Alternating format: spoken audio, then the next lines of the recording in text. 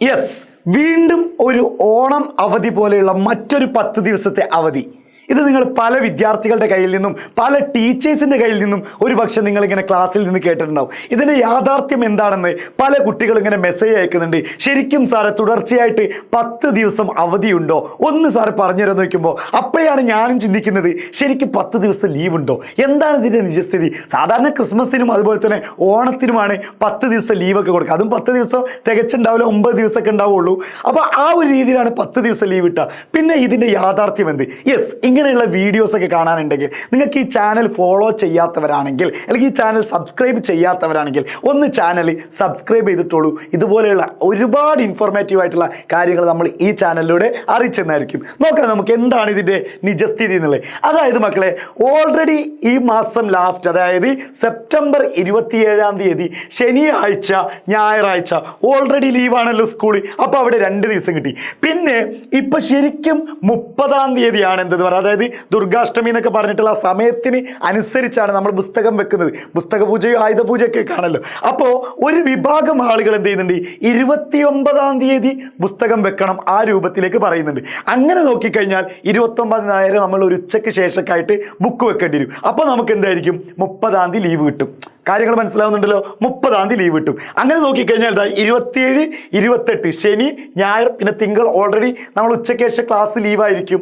സ്വാഭാവികമായിട്ട് ഉച്ചയ്ക്ക് ശേഷം ക്ലാസ് ലീവ് ഉണ്ടെങ്കിൽ നമ്മൾ പൊതുവേ എന്താ ചെയ്യുക, രാവിലെ പിന്നെ ക്ലാസ്സിന് പോകില്ല. അങ്ങനെ ചെയ്യരുത്, ക്ലാസ്സിന് പോകണം. ഓക്കെ, അങ്ങനെയാണെങ്കിൽ ഞാൻ ഉറപ്പ് പറയുന്നില്ല, അതിന് കൃത്യമായിട്ടുള്ള ഗവൺമെൻറ് റൂൾ വന്നിട്ടില്ല. വന്നു കഴിഞ്ഞാൽ നമ്മൾ വീണ്ടും വീഡിയോ ചെയ്യും. അങ്ങനെ 29 തീയതി വെക്കുന്നു. പിന്നെ സ്വാഭാവികമായിട്ട് 30 തീയതി ലീവായിരിക്കും. പിന്നെ വരുന്നത് ബുധനാഴ്ച 1 തീയതി മഹാനവമി ലീവാണ്. പിന്നെ വരുന്നത് വ്യാഴാഴ്ച ഒക്ടോബർ, അതായത് മാസം കഴിഞ്ഞു ഒക്ടോബർ 2 തീയതി ഗാന്ധി ജയന്തിയും പിന്നെ അതുപോലെ തന്നെ അന്ന് തന്നെ വിജയദശമിയും. ഏതായാലും നമുക്കൊരു ലീവ് ഉറപ്പാണ്. പിന്നെ ഒരു വെള്ളിയാഴ്ച വരുന്നുണ്ട്, അന്ന് ഒന്നുമില്ല, അന്ന് നിങ്ങൾ ക്ലാസ്സിന് പോകണം. അപ്പോൾ പലരും വിചാരിക്കുന്നുണ്ടാവും ഒരു ലോങ് ട്രിപ്പ് പോയാലോ, അല്ലെങ്കിൽ ആരെങ്കിലും വീട്ടിൽ നിൽക്കാൻ പോയി കഴിഞ്ഞാൽ, അതായത് 3 തീയതി നിങ്ങൾ സ്കൂളിൽ എന്തെങ്കിലുമൊക്കെ പറഞ്ഞ് കള്ളത്തരം പറഞ്ഞ് ലീവ് എടുക്കരുത് മക്കളെ, ഞാൻ വീണ്ടും പറയണം. അങ്ങനെ ലീവ് എടുക്കാൻ നിൽക്കരുത്. പക്ഷെ അങ്ങനെ ലീവാണെങ്കിൽ 3 തീയതി നിങ്ങൾ ലീവ് ഓൾറെഡി, പിന്നെ ശനിയാഴ്ചയും ഞായറാഴ്ച ലീവ്. പക്ഷേ ഇത് ഹൈസ്കൂളുകാർക്ക് ഈ ശനിയാഴ്ച പ്രവൃത്തി ദിവസമാണ് 4 തീയതി, പിന്നെ ഞായറാഴ്ച. പക്ഷേ ഇതൊരു ഹയർ സെക്കൻഡറിക്കാർക്ക് എന്തില്ല, ഇത് ബാധകമില്ല, ഇവിടെ ലീവ് കിട്ടും.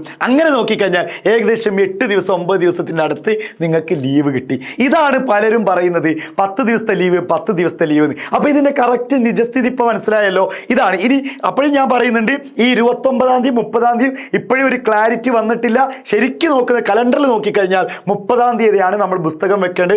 പക്ഷെ അഷ്ടമിയുടെ സമയം നോക്കിയിട്ടാണ് നോക്കേണ്ടത്. അഷ്ടമി രാവിലെയാണെങ്കിൽ അതെന്തായിരിക്കണം, 29. കാരണം അഷ്ടമി ഈ പുലർച്ചെയാണ്, അതിൻ്റെ 30 തീയതിയുള്ള പുലർച്ചെയാണ് ഈ അഷ്ടമീൻ്റെ സമയം എന്ന് ഉദ്ദേശിക്കുകയാണെങ്കിൽ 29 തീയതി ഉച്ചയ്ക്ക് തന്നെ നമ്മൾ, അല്ലെങ്കിൽ ഏകദേശം വൈകിട്ട് തന്നെ നമ്മൾ എന്ത് ചെയ്യണം, ബുക്ക് കൊണ്ടുപോയി വെക്കേണ്ടത്. അങ്ങനെയാണ് പറയപ്പെടുന്നത്. പല വിഭാഗക്കാരും പലതും സൂചനയുണ്ട്.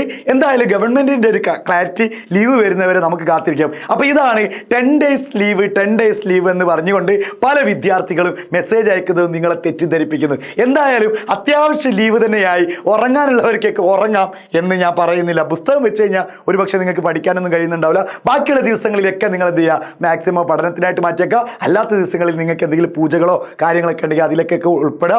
ബാക്കി എല്ലാവരും എന്തായിരിക്കുക, ട്രിപ്പ് പോകേണ്ടവർക്ക് ട്രിപ്പ് പോവുക. ഇതൊക്കെ കഴിഞ്ഞാൽ വീണ്ടും നമ്മൾ പഠനത്തിലേക്ക് വരാണ്, ഉഷാറായിരിക്കുക. അപ്പോൾ ചാനൽ സബ്സ്ക്രൈബ് ചെയ്യാത്തവരാണെങ്കിൽ ചാനൽ സബ്സ്ക്രൈബ് ചെയ്യുക, സെറ്റാക്കുക.